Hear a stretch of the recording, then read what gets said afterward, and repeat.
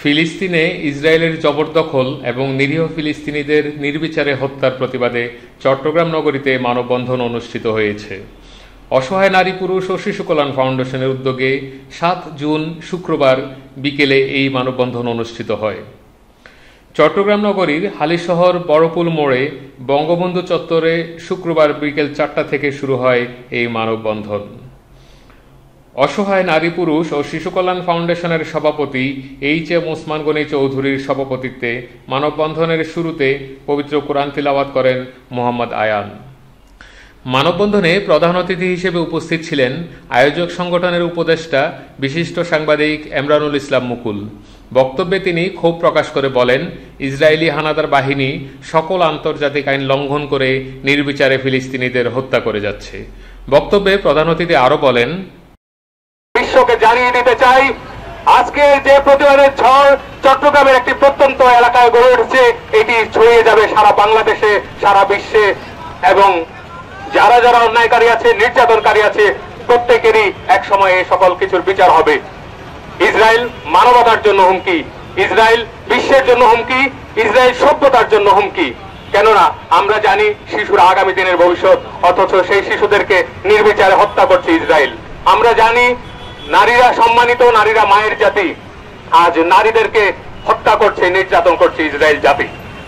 আমরা জানি যারা অসুস্থ, যারা নিপীড়িত, তাদেরকে সেবা দেওয়ার সুযোগ দিতে হয় যুদ্ধাবস্থাতেও, অথচ ইসরায়েল রাষ্ট্র, ইসরায়েল ফিলিস্তিনের সমস্ত হাসপাতালগুলো আজ ধ্বংস করে দিচ্ছে। আমরা প্রতিনিয়ত টেলিভিশনের পর্দাতে দেখতে পাই অসুস্থ রোগীকে এই হাসপাতাল থেকে সেই হাসপাতালে নিয়ে যাচ্ছে, চিকিৎসা দিতে পারছে না, তারা চিকিৎসার অভাবেও মরছে। পিতার কাঁধে আজ সন্তানের লাশ, সন্তানের সামনে পিতার মৃতদেহ। এই বিভৎস হত্যাকাণ্ড, এই বিভৎস নির্যাতনের নিশ্চয়ই সমাপ্ত হবে। তখন ইসরায়েল জাতি, আজকের এই ইহুদি জাতি তোমাদের জন্য কঠিন সময় অপেক্ষা করেছে। মানববন্ধনে প্রধান আলোচকের বক্তব্যে বিশিষ্ট মানবাধিকার ব্যক্তিত্ব সমাজসেবক রোটারিয়ান আলহাজ এস.এম. আজিজ বলেন, যদি একত্রিত হয় তাহলে এই নির্বর্বরচিত হামলা আমার মনে হয় 24 ঘন্টা টিকতে পারত না।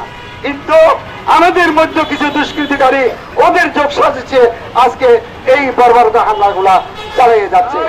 আমি বলবো আজকে যারা এই চট্টগ্রামের বরপল থেকে আমরা যে প্রতিবাদের ঝড় তুলেছি, এই ঝড় প্রত্যেকটা মনে মনে চট্টগ্রামের মধ্যে প্রতিবাদ হোক, এটাই আমি আপনাদের প্রতি আহ্বান জানাবো।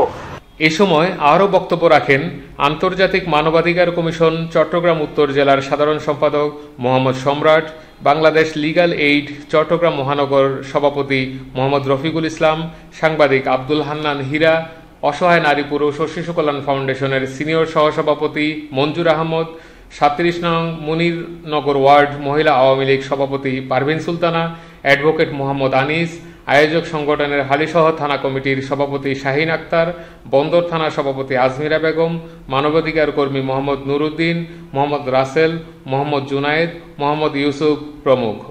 বক্তারা ফিলিস্তিনি ভূখণ্ডের পবিত্রতা ও নিরাপত্তা রক্ষায় জরুরি পদক্ষেপ গ্রহণের জন্য বিশ্ব নেতৃত্বের প্রতি উদাত্ত আহ্বান জানান। উল্লেখ্য, মানববন্ধনের মিডিয়া পার্টনার ছিল শাপলা টেলিভিশন।